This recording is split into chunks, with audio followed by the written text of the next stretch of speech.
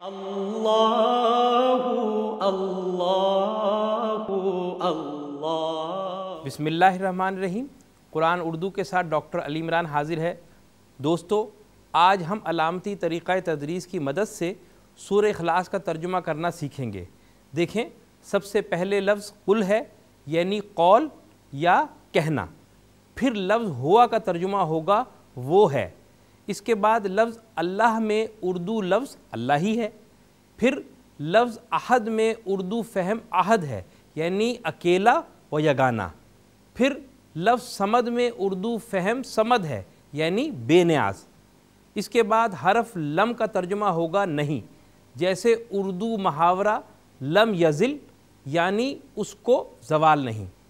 پھر لفظ یلد ہے، جس میں اردو فہم اولاد پیدا کرنا ہے۔ پھر حرف واو ہے، جس کا ترجمہ ہوگا اور، جیسے شعر و شاعری۔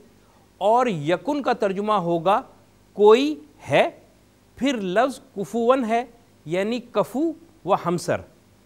ناظرین، آپ نے دیکھا کہ تمام الفاظ و حروف اردو فہم رکھتے ہیں۔ الحمدللہ آج ہم نے جو الفاظ سمجھے ہیں وہ قرآن پاک میں کم و بیش 9173 مرتبہ دہرائے گئے ہیں۔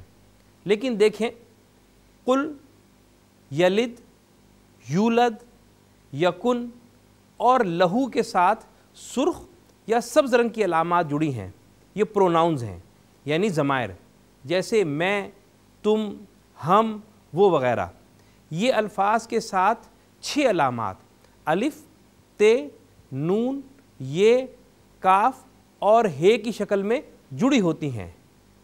میں نے پہلی 4 علامات الف، تے، نون، یہ کو جوڑ کر ایک سبق بنایا ہے اتنی۔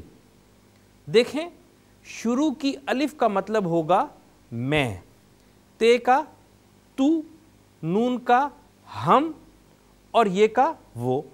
جیسے ادخلو، میں داخل ہوتا ہوں، تدخلو، تو داخل ہوتا ہے، ندخلو، ہم داخل ہوتے ہیں، اور یدخلو، وہ داخل ہوتا ہے۔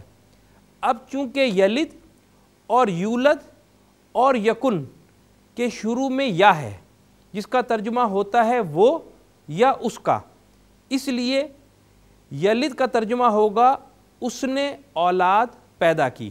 ناظرین، یکن کا ترجمہ ہوگا کوئی ہے، لیکن یولد کے شروع میں یا پر زبر کے بجائے پیش ہے، جس نے اس لفظ کو مجہول یعنی پیسیو وائس بنا دیا ہے۔ اس لیے اب یولد کا ترجمہ ہوگا وہ تولد ہوا۔ اسی طرح اگر شروع میں الف ہو یا نہ ہو، لیکن دوسرے یا آخری حرف پر ساکن ہو، تو اب یہ حکم بن جائے گا، جیسے ادخل، تو داخل ہو۔ اسی لیے قل کا ترجمہ ہوگا اے رسول آپ فرما دیں۔ پھر اسی طرح لفظ کے آخر میں زبر یا الف ہو تو اس کا ترجمہ ہوگا وہ، جیسے دخلا، وہ داخل ہوا، دخلو، وہ داخل ہوئے۔ پھر تے زبر تا کا ترجمہ ہوتا ہے تو، جیسے دخلتا، تو داخل ہوا۔ اور ناظرین، تم کا ترجمہ ہوگا تم سب، جیسے دخل تم سب داخل ہوئے۔ اور نون الف نا کا ترجمہ ہوگا ہم یا ہمارا، جیسے دخلنا، ہم داخل ہوئے، ربنا، ہمارا رب۔ اور یا ہو تو اس کا ترجمہ ہوگا میری، جیسے ربی، میرا رب۔ اس کے بعد یاد رکھیں کہ آخر میں آنے والی کاف کا ترجمہ ہوگا تیرا یا تمہارا، جیسے ربو کا، تیرا رب، اور ربکم، تمہارا رب۔ پھر آخر میں آنے والی ہا کا ترجمہ ہوگا اس کا یا ان کا، جیسے ربہ، اس کا رب، ربہا، اس کا رب لیکن مؤنث کے لیے، اور ربہم، ان کا رب۔ اب چونکہ لہو کے آخر میں ہا ہے، جس کا ترجمہ ہوتا ہے اس لیے لہو کا ترجمہ ہوگا اس کا۔ ناظرین، اب آئیں ہم مشترک مفہومی ترجمہ کرتے ہیں۔ آپ فرما دیں کہ وہ اللہ احد ہے، اللہ صمد ہے، نہ اس نے اولاد پیدا کی اور نہ وہ تولد ہوا، اور نہ کوئی بھی واحد اس کا کفو ہے۔ اعوذ باللہ من الشیطان الرجیم بسم اللہ الرحمن الرحیم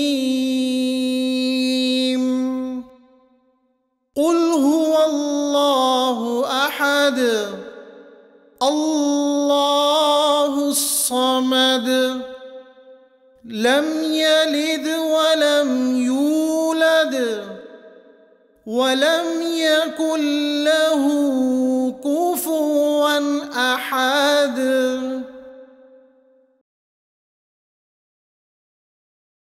دوستو، اس طریقہ کار کی مدد سے آپ کسی بھی آیت کا بآسانی ابتدائی ترجمہ کر سکتے ہیں۔ دعاؤں کی درخواست کے ساتھ ڈاکٹر علی عمران اجازت چاہتا ہے۔ اللہ نگہبان۔